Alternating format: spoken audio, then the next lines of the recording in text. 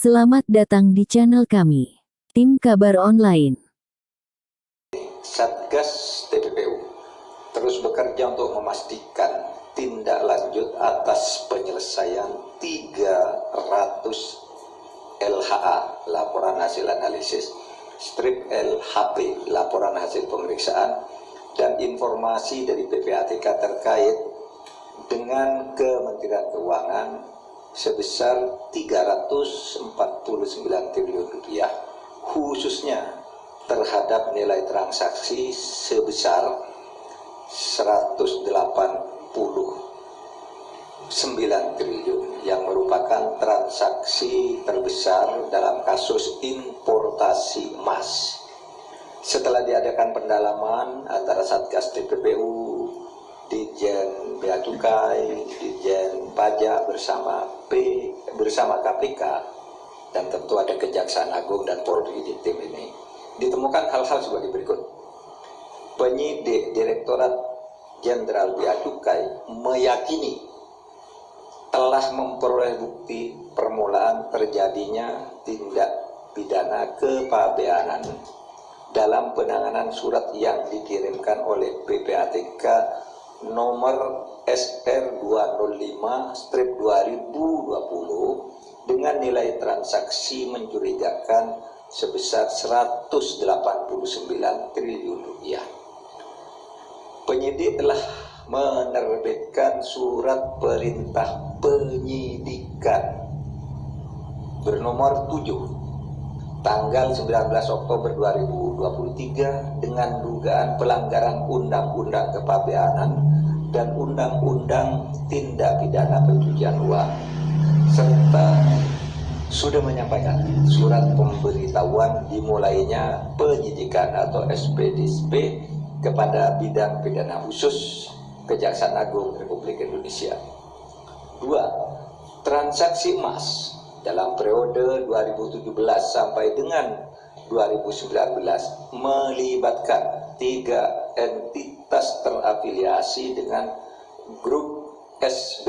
SB ini inisial orang yang bekerja sama dengan perusahaan di luar negeri. Ditemukan fakta pemalsuan data kepabeanan yang menyebabkan hilangnya pungutan PPh sesuai pasal 22 atas emas batangan ekspor seberat 3,5 ton atau 3,5 ton. 3. Modus kejahatan yang dilakukan adalah mengkondisikan seolah-olah emas batangan yang diimpor telah diolah menjadi perhiasan dan seluruhnya telah diekspor. Padahal berdasar data yang diperoleh, emas batangan sebesar 3,5 ton diduga beredar di perdagangan dalam negeri. Dengan demikian, grup SB telah menyalahgunakan surat ketetapan bebas PPh pasal 22. Keempat, Direktorat Jenderal Pajak juga memperoleh dokumen perjanjian tentang pengolahan anoda logam dari salah satu BUMN, yaitu PT Antam, ke grup SB PT LM pada tahun 2017, yang diduga perjanjian ini sebagai kedok dari grup SB untuk melakukan ekspor barang yang tidak benar. Saat ini masih ditelusuri jumlah pengiriman anoda logam dari PT ATM ke PT LM dan pengiriman hasil olahan berupa emas dari PT LM ke PT ATM untuk memastikan nilai transaksi yang sebenarnya.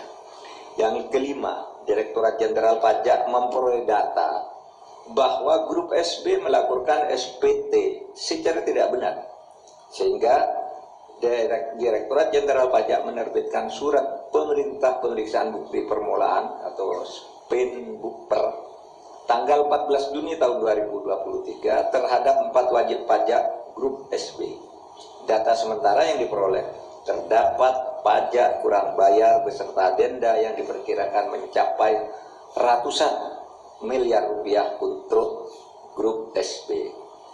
6. Dalam menjalankan bisnisnya, SB memanfaatkan orang-orang yang bekerja padanya sebagai instrumen untuk melakukan tindak pidana kepabeanan, perpajakan, dan tindak pidana pencucian uang.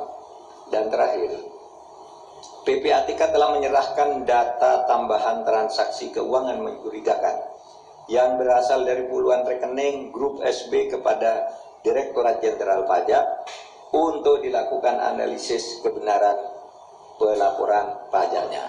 Saudara, itulah perkembangan tentang penanganan kasus tindak pidana pencucian keuangan yang dulu sempat gaduh di DPR. Jadi ini terus berlanjut.